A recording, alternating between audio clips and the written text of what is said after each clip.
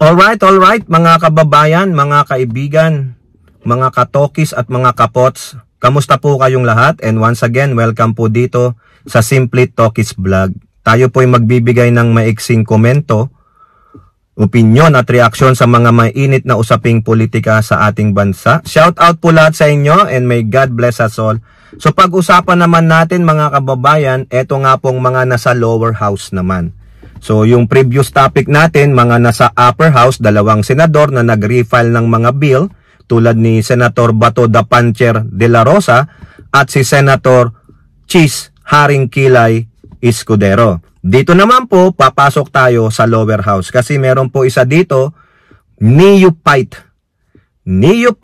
na mambabatas, congressman. Ang nanay nito ay former senator, no? Pahinga muna ang nanay niya, baka tutulong sa kanya, baka gagawin niyang isang staff niya sa opisina niya to guide him, which is very good. Ako ay agree po ako diyan kasi ang nanay naman ito, seasoned veteran na politician. However, itong politician na ito, itong batang-bata, Young Guns, o sana maging member ka ng Young Guns dyan sa lower house, ay pumapabor po sa impeachment trial ng inyong tokmol at walang kwentang palamuning vice presidente. Ito pong tinutukoy natin ay walang iba kundi si Congressman Brian Poe, yung anak po ni former Senator Grace Poe. Dito po sa balita ng Politico, sabi dito, like mother, like son. Brian Poe in favor of Sara Duterte's impeachment trial. Sa akin lang po, kaya po siguro na isulat ito ng Politico na ganito. Kasi po maalala nyo, si former Senator Grace Poe, siya po ang isa sa mga senator, 1 out of 5 na bumoto na hindi i-remand yung impeachment case pabalik sa HOR. So sabi niya, wala naman sa konstitusyon. Okay, tama naman po yun, no? Ito po, FPJ, party list pala ito, no? Representing FPJ Panday Bayanihan Party List Representative Brian Poe. Sa bagay, FPJ, lolo niya to eh. Kudos po kay idol po yan, si FPJ. Sumalangit na wang kaluluwa. Walang masamang tinapay kay FPJ ang inyong host, no? Idol po yan, no? Pagagalitan ako ng tatay ko. Brian Poe Llamanzares said the impeachment trial of Vice President Tokmol Duterte should proceed to allow the public to determine whether the allegations against her have sufficient basis. I agree. Tama naman po yung reasoning dito nitong neophyte na mambabatas na ito, si Brian Poe Llamanzares ba to? Sorry naman po Llamanzares. Sorry po. Medyo bulol po tayo. Sorry po sir. No? Wag sana po kayong magalit Sabi po ni Congressman Poe na lang well, I think it's pretty clear that my vote will be for the evidence to come out. The whole purpose of the trial is to proceed with the democratic process. At the end of the day, it's not about picking a side. It's about opening up the government to the Filipino people para makita natin kung ano nangyari sa likod ng lahat. Ayan. When asked for clarification, Poe said, I will follow the example set before me by my mother in the Senate. No? She voted in favor of the trial and I will vote to support that.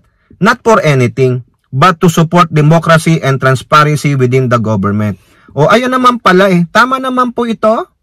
I agree with the neophyte congressman.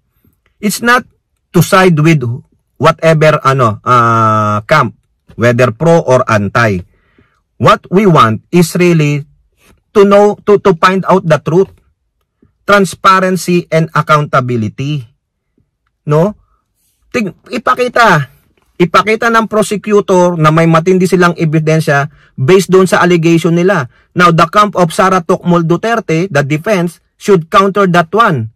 Ipakita nyo naman na walang basis. Insufficient yung evidences.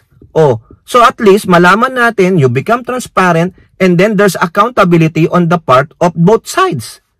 Accountable din ang prosecutor to show to the Filipino people that their allegations are true and factual. May mga evidences. At sana ganun din ang mga senator judges. You should be impartial. Diba? Napakadali namang intindihin We are not in favor of the impeachment because we don't want, I dislike, I hate Sara Duterte. No. I want to really know the truth, lalong-lalo na yung bank accounts nila na ini-issue ni Trillanes. Magtataka kayo. Kung nilalibel ni Trillanes ang Duterte family, bakit hindi nila kasuhan si Trillanes? Malaking dagok yun eh. Diba? Oh, tama naman yung rason nitong neophyte na to. Sensible naman, very objective, very fair. Diba? Oh, kayo na. At least ito po, maganda po itong ano ng neophyte Senate congressman na ito. Ito pa sabi niya, idagdag lang natin. She's in favor of any way that we can support more transparency and openness when it comes to the evidence that the prosecution prepared. Sayang naman lahat ng pinaghandaan nila if there's no venue to show it. And I think karapatan ng taong bayan na makita ang evidence na iyan. Ay, correct po yun. Nasabi na natin kanina. It is not about I hate or I dislike the Dutertes. I want to know the truth because that issue of bank accounts is lingering for how many years ago? Magdedekada na nga, di ba? Oh, the former Senator San has introduced the Freedom of Information Bill, the first bill he filed in the 20th Congress. Ay, correct po yan, ha? Okay yan.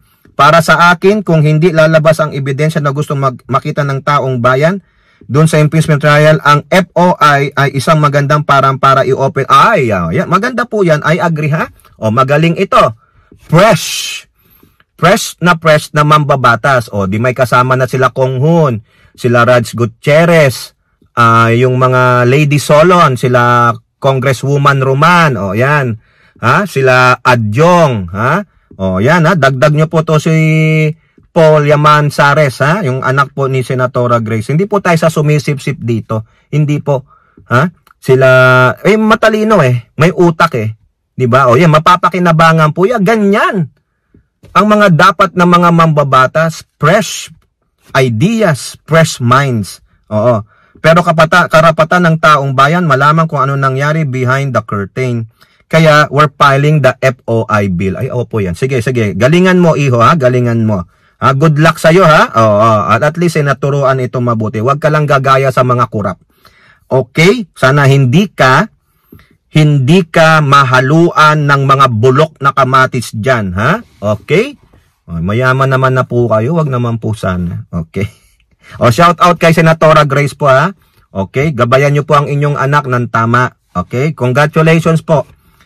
Now, punta naman tayo dito sa aming congressman ng 1st District ng Zambales, si Congressman Jay Kong Hun. I think tumakbo to, unoppose eh.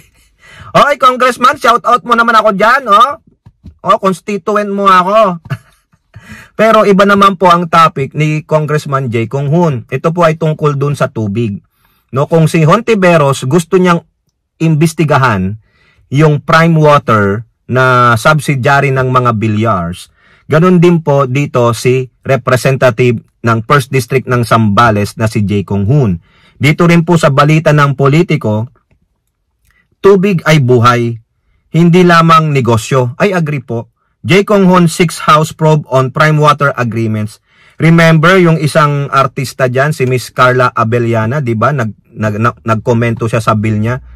194 pesos. Wala naman serbisyo, walang tubig na dumarating. Ang sabi ng Prime Water, standard basic, po yan, singilan. Maski na wala kang nagamit, pero meron kang basic charge na 1 square cubic meter. Ay, grabe. Saka maintenance fee daw po ng Metro, may 50 pesos. Talaga? Diba? Grabe naman. Ito po, ha? Zambales Representative Jay Kong Hun has filed a resolution seeking to investigate the poor water service areas covered by Prime Water Infrastructure Corporation. Ay, malaking tao ang sinasalag mo dito, Congressman, ha? Good luck sa'yo.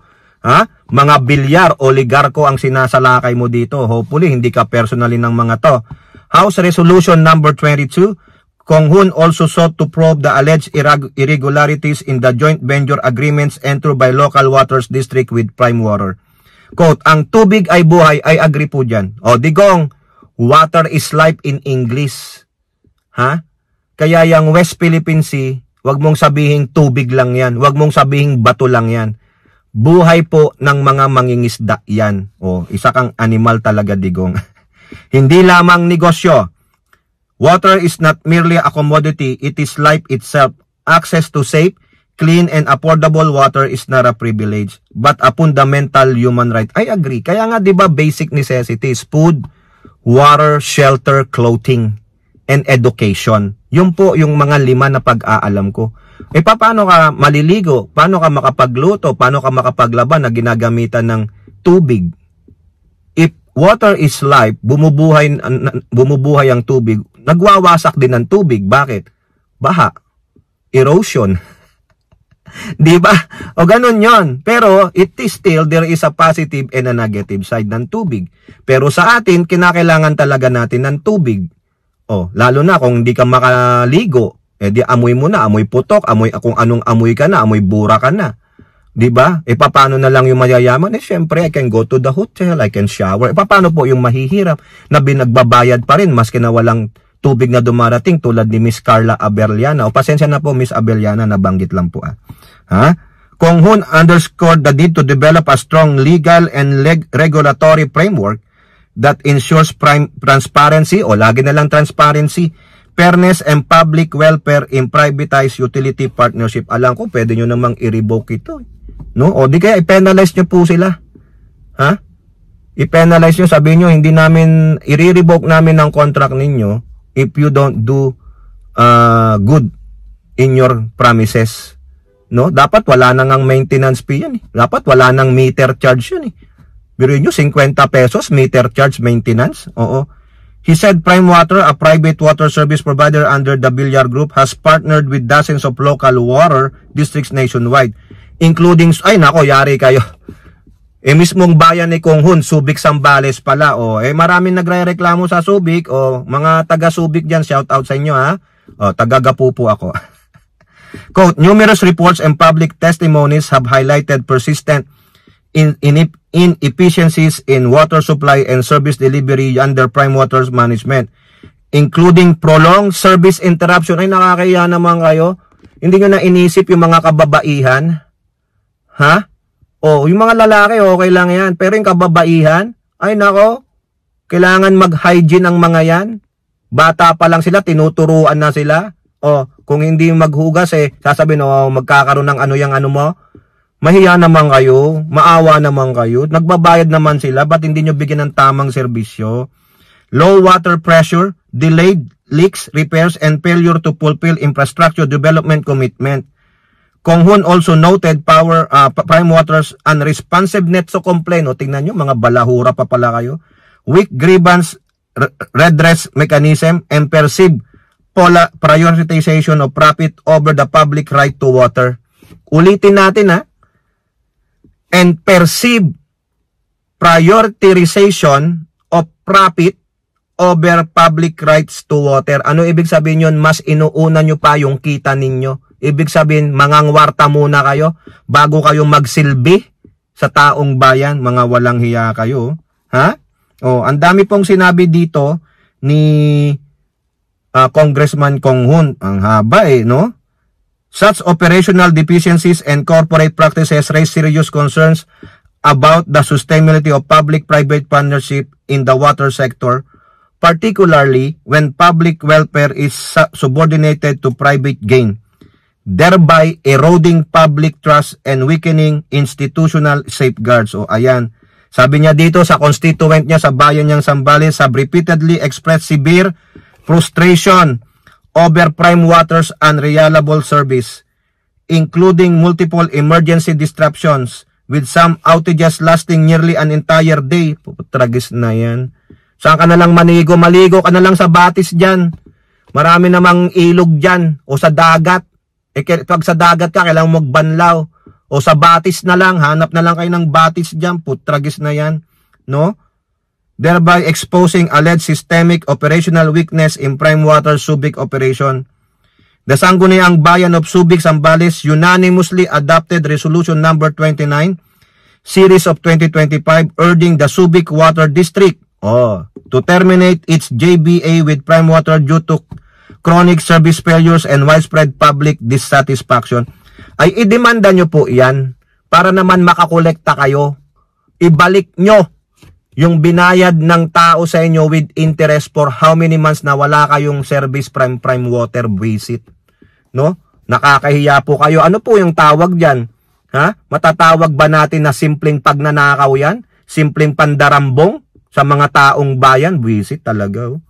O kayo po mga kababayan, ano pong inyong masasabi? Comment down below and don't forget to like and share. Hope to see you on next videos. Bye-bye. God bless.